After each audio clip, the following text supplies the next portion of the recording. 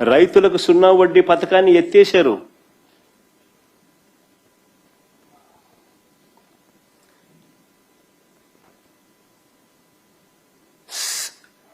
పంట నష్టం వస్తే అదే సీజన్, ఒక సీజన్లో పంట నష్టం వస్తే మళ్ళీ మరుసటి సంవత్సరం అదే సీజన్ వచ్చేలోగానే ఇన్సూరెన్స్ ప్రతి ఒక్కరికి వచ్చేది, ఉచిత పంటల బీమా ద్వారా.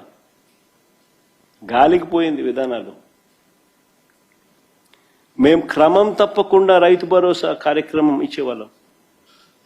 క్రమం తప్పకుండా రైతు భరోసా కింద 13,500 రూపాయలు ప్రతి రైతు చేతిలో పెట్టుబడి సహాయం అందేది. ఇవన్నీ గాలికి వదిలేసారు, ఎత్తేసినారు. ఇవన్నీ ఎత్తేసి పిఎం కిసాన్తో సంబంధం లేకుండా ఏడాదికి 20,000 రూపాయలు ఇస్తాము అన్నదాత సుఖీభవ అని పేరు పెట్టి అనే మాట చెప్పి,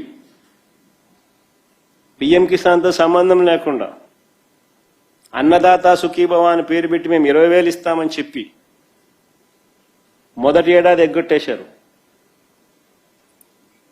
ఇయ్యాల్సిన 20,000లో రెండో ఏడాది 20,000కు 5,000 ఇచ్చినారు. అంటే 40,000కు 5,000 ఇచ్చినారు.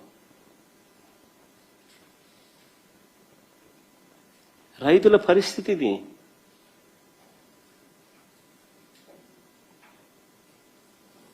అది కూడా సుమారుగా 7 లక్షల మంది రైతు కుటుంబాలను తగ్గించి మేము ఇస్తా ఉన్న నెంబర్ కన్నా.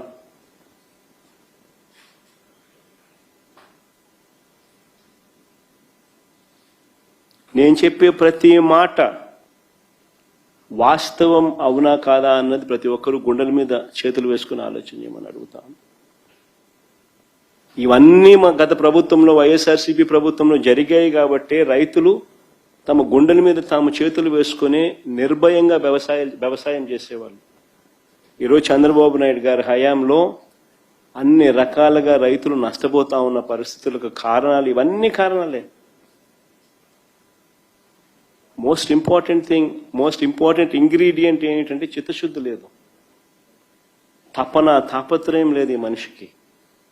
ప్రతిదీ స్కామే, ప్రతి విషయంలోనూ దోచేయాలనే ఆలోచనే.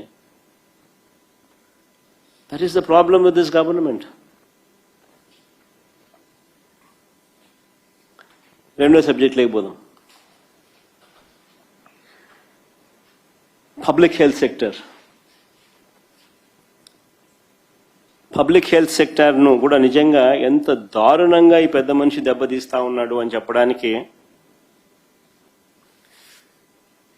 కొన్ని ఉదాహరణలతో సహా నేను చెప్తాను.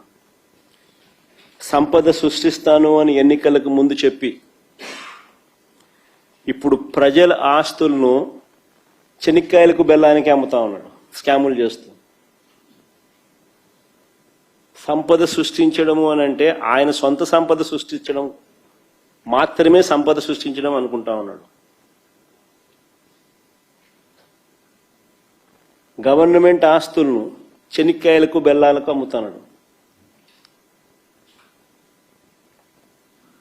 కమిషన్లకు ఆశపడి ఆయన మనుషులకు దోచిపెడతా ఉన్నాడు.